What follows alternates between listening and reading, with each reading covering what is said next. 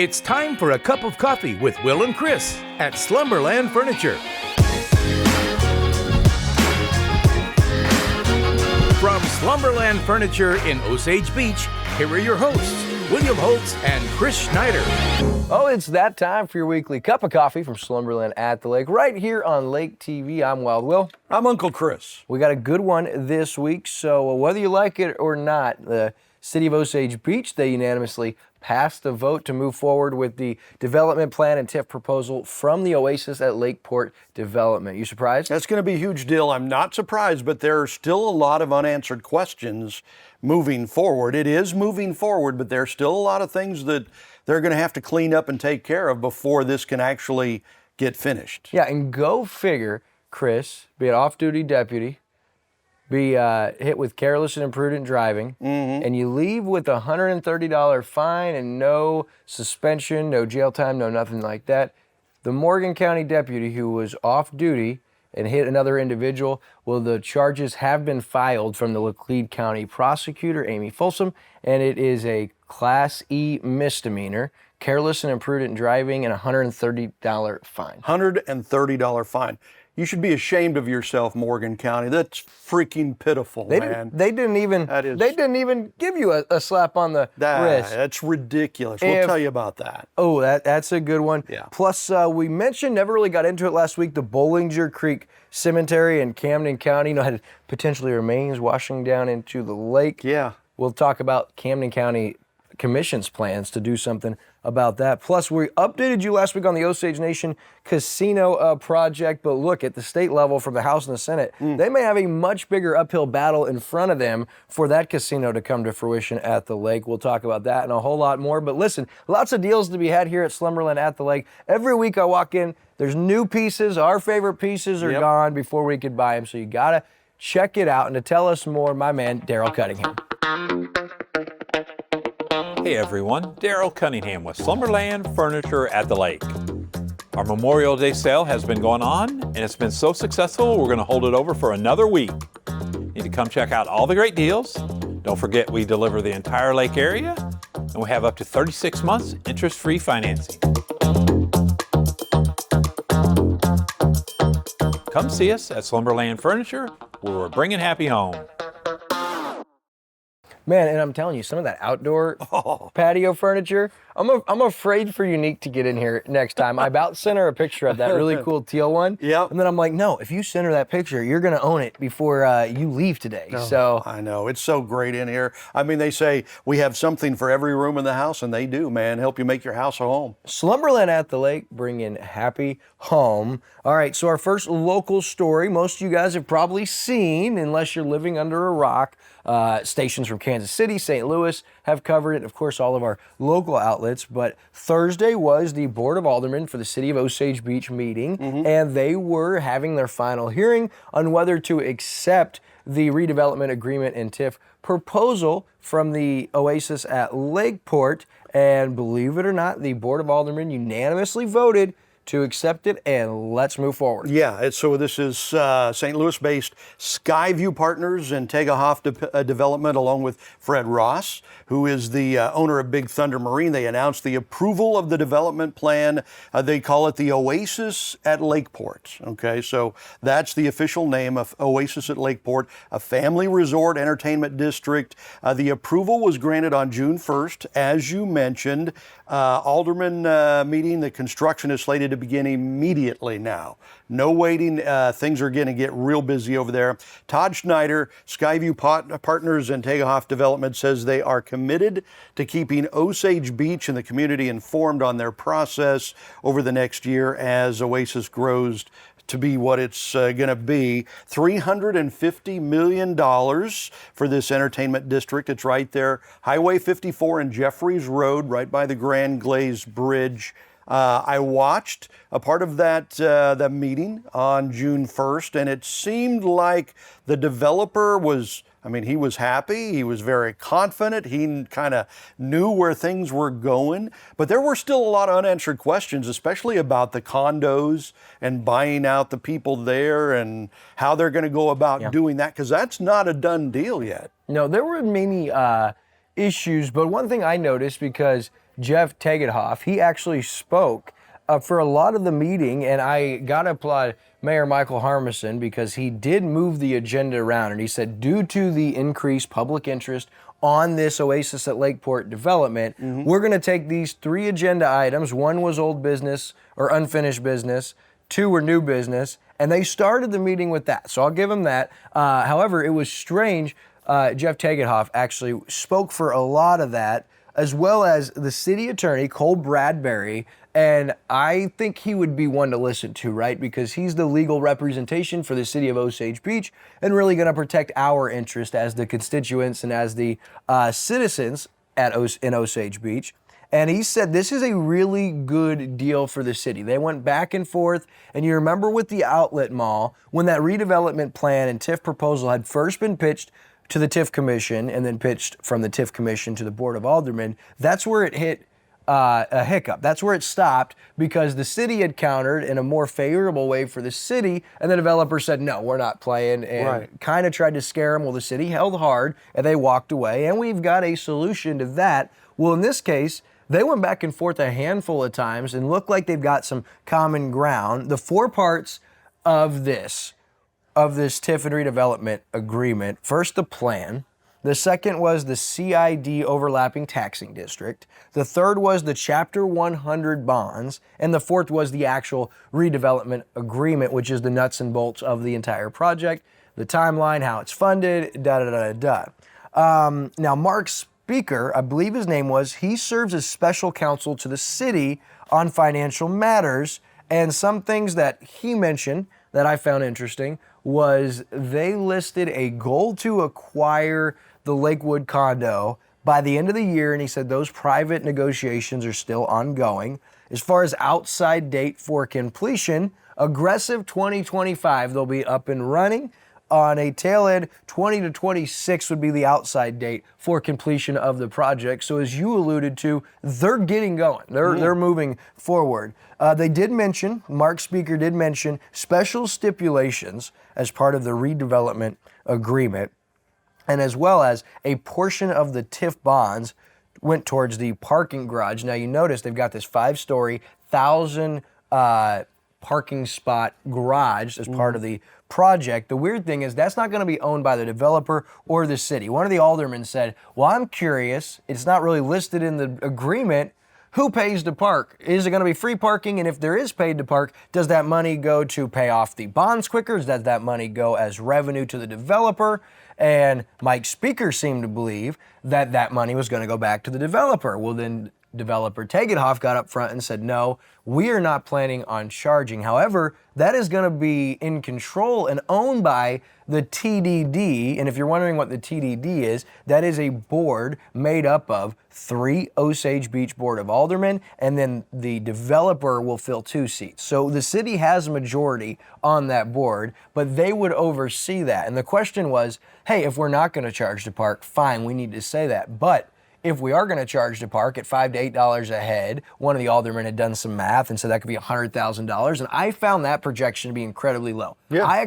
My numbers, if you charge $5 a head, I see it being $250,000 annually that could be. And his question was, well, does that just go to the developer as pass-through income, or could that go to pay off the bonds quicker? And so they're going to actually go back and revise this and make a few amendments. And it did seem like, of course, he's going to say whatever he can to seem like the most likable guy in the room. The developer was willing to accommodate about every need. And at the end of this process, as we run through, $55 million would then be available to fund the parking garage and start the construction process for the developer. Now, of course, the concerns, there's a lot of those, right? The one major overwhelming concern is the Lakewood condos. Now, Jeff Tegethoff spoke and he held this binder and he said, I just picked up my first packet as a condo owner, as a deed owner at Lakewood Condos. He's currently negotiating individually with the owners. He said he's in talks with 8 to 9 owners, and he mentioned none of those did he go to, meaning these are deed and condo owners that are coming to him like, hey, you want to buy our unit? Do you want to buy our deed?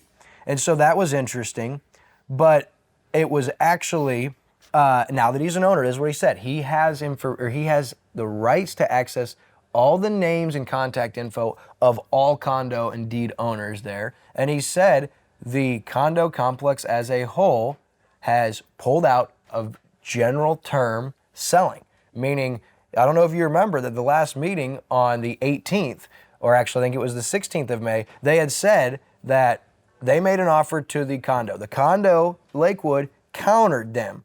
Well, the Lakewood condo's counteroffer was accepted by the developer. So it looked like a done deal. I don't know what happened between that and now, but the condo said, nope, we're pulling out of conversations. They're not willing to talk in general sales terms. And so Take It Off said, my goal is going to be to privately negotiate and get as many of these as possible. So that was kind of interesting.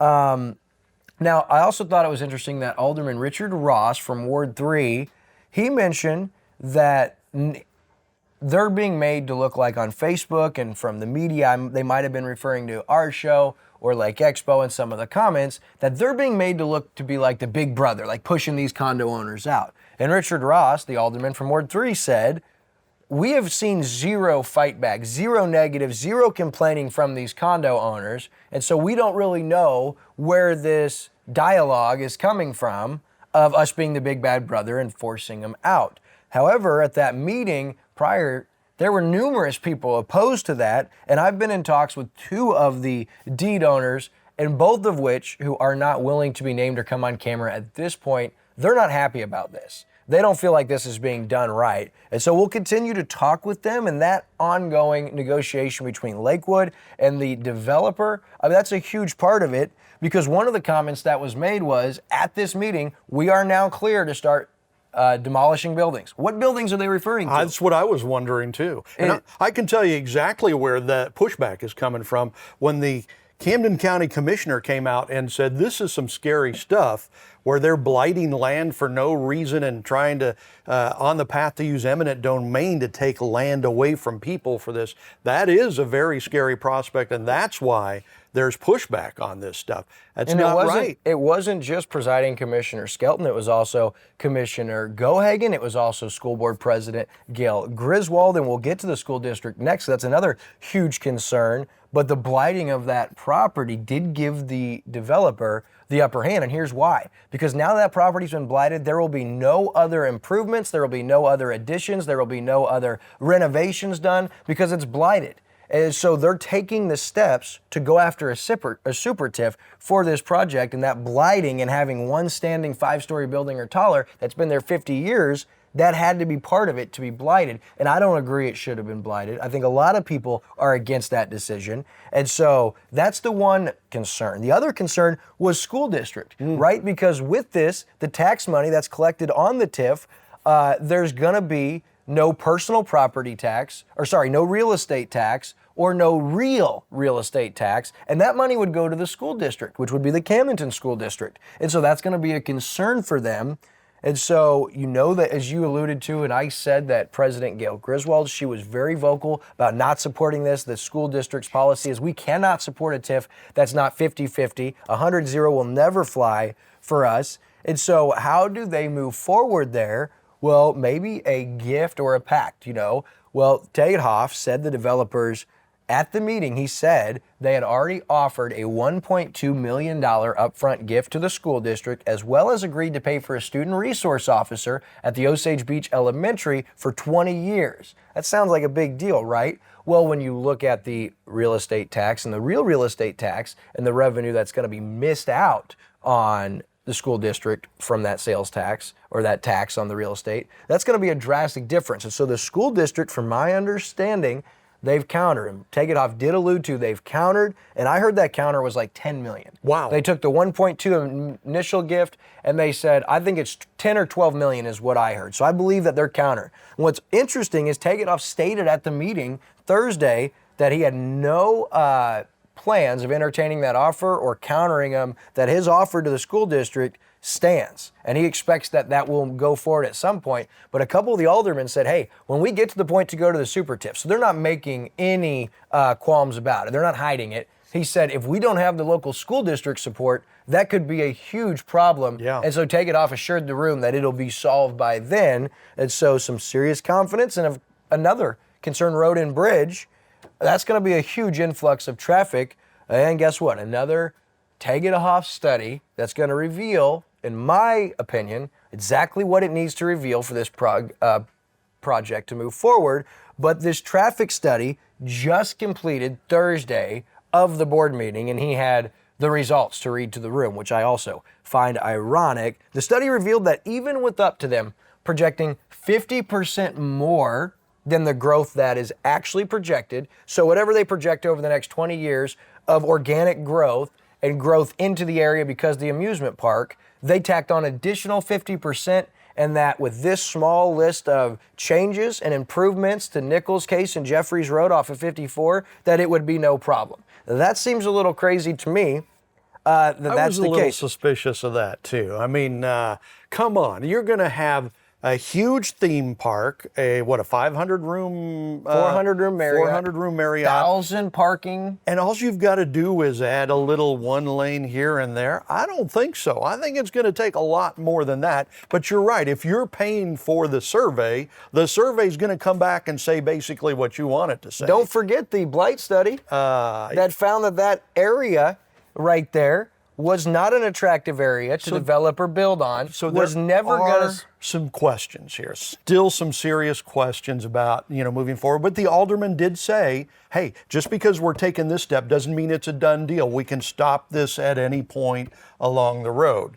We'll see. We'll see where that goes. That's what I believe that the special stipulations as part of the redevelopment agreement is, that at any point in time, if the developer doesn't meet these set requirements or cannot turn over information to the city or to the individuals involved, they may be able to walk away. So it does appear that the city does have some outs here and are protecting the city's interest. It does not mean that the school district and the Lakewood condos and the other developers that never got their TIF, such as the Lodge of Four Seasons, Margaritaville, Old Kinderhook, Regalia, that they're going to be happy about this. And I can't say I blame them. Now, as far as the fire department, they actually have an option to opt out of the TIF, where they don't have to miss out on that tax money. And according to Tagedahoff, those negotiations and conversations are ongoing and very healthy in nature. He seemed to say that a lot about everybody he talked to. He made it sound like the school board and him were getting along great. He did mention Dr. Sean Kirksey, and they've got a great open dialogue. But if you ask President Gail Griswold, she gives you a different story.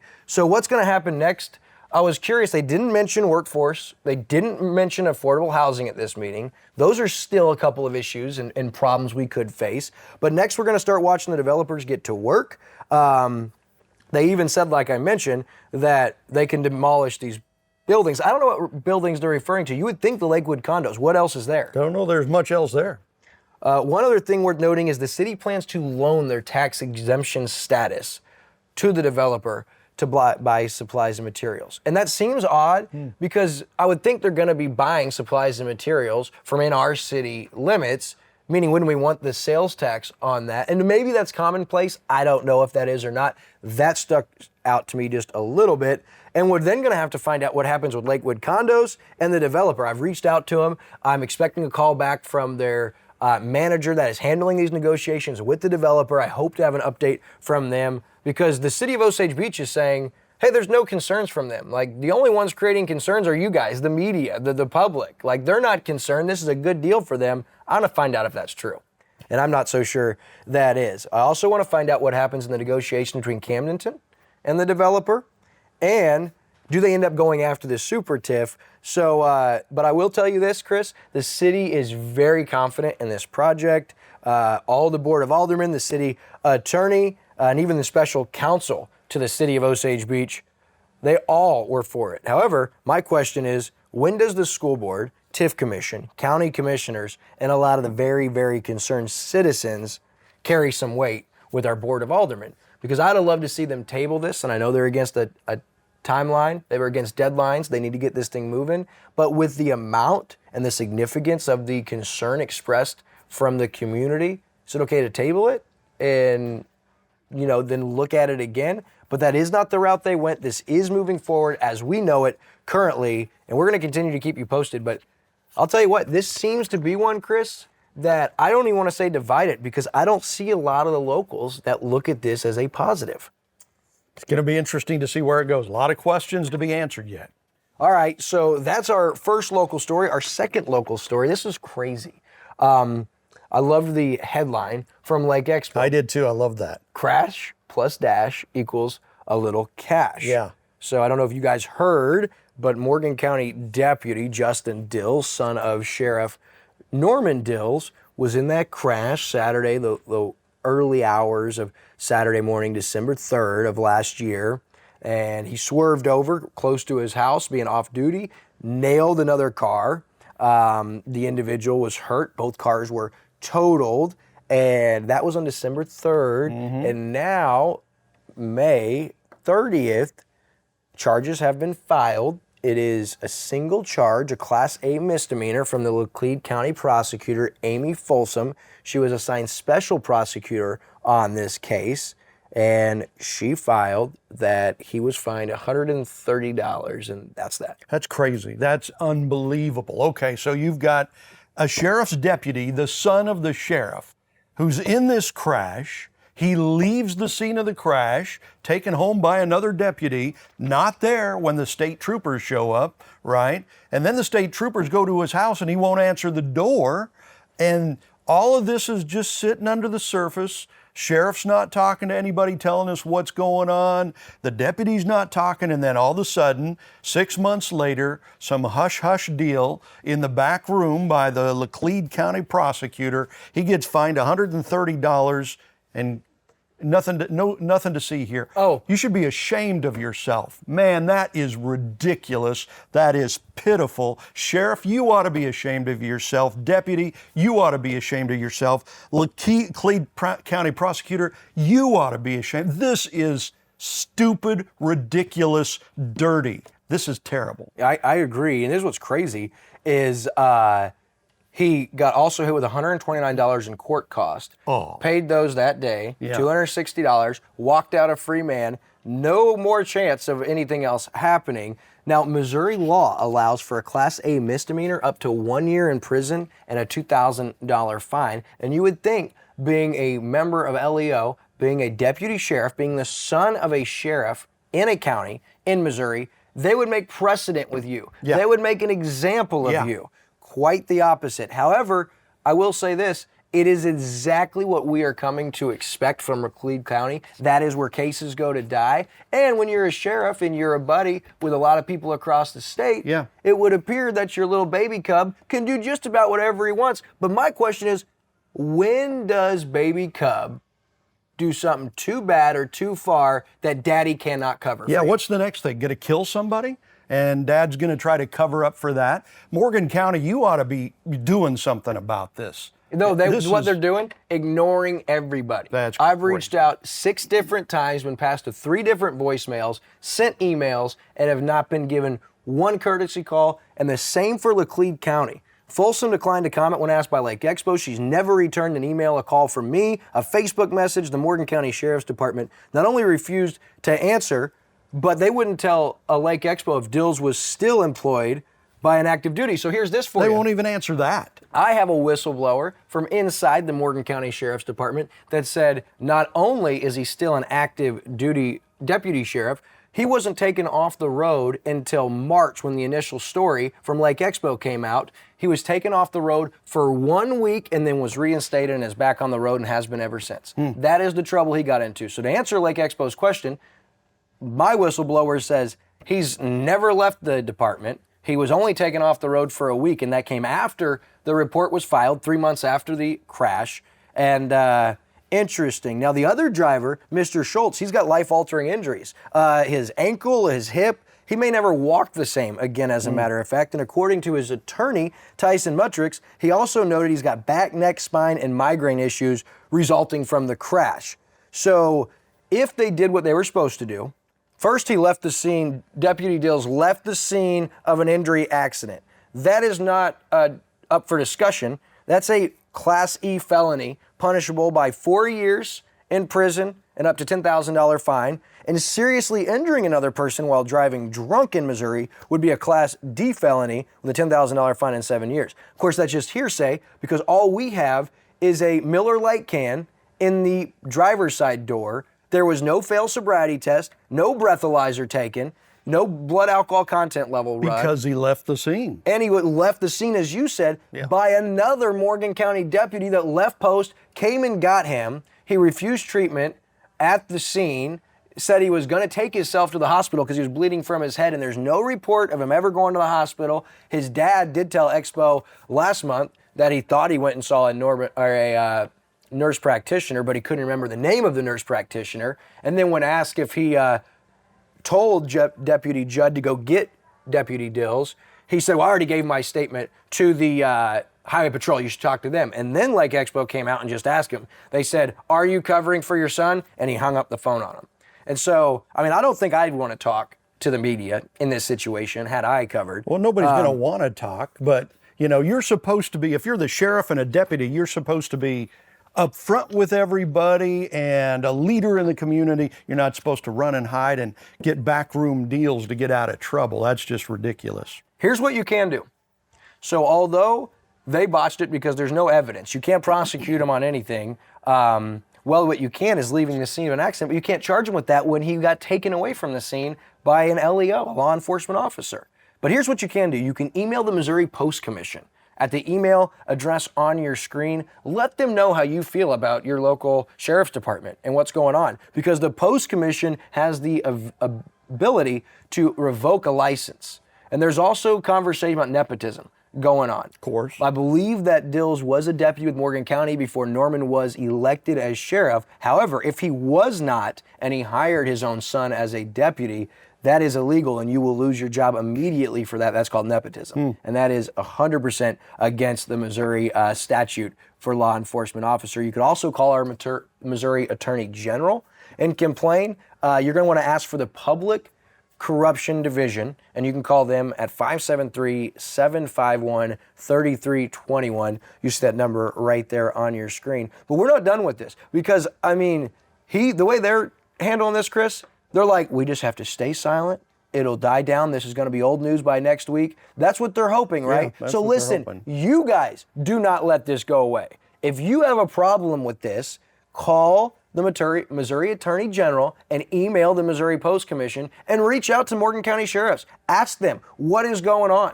Let them feel your concern, because I have learned that more than anything else, that these individuals, elected officials in places of power, more than anything else, they fear public humiliation. Okay. Go after them. We've got to get to this story because we've teased it for 2 weeks. So there's a creek eroding away adjacent cemetery. This is the Bollinger Creek cemetery. So bones from the cemetery are washing down the creek and supposedly into the lake, right? And so is there an update on this? Are they going to fix this? Yeah, so apparently last year they actually budgeted $80,000 to fix this problem. And I talked with Commissioner James Gohagan on Monday, and he spoke with Commissioner Don Williams, who is heading up this project, and he's actually finalizing their plans needed to get the permit. That permit's from the Corps of Engineers in order to move forward. Now, apparently they've got their guy, and they feel they should get it started in mid-July with an estimated date of completion set for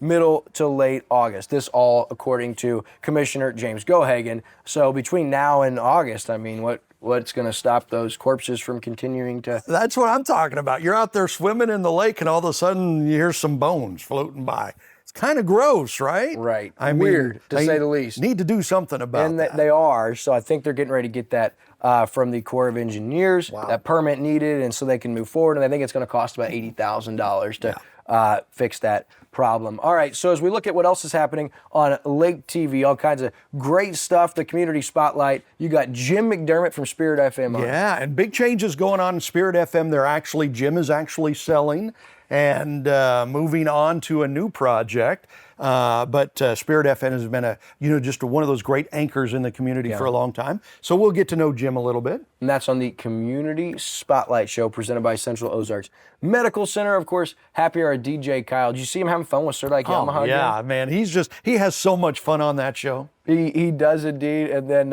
hey, lots of cool stuff happening all summer long. If you want to check out an entire list of events, a great place is funlake.com/events. Well, that's going to do it for this week's show. For Uncle Chris, I'm Wild Will. We'll see you next week.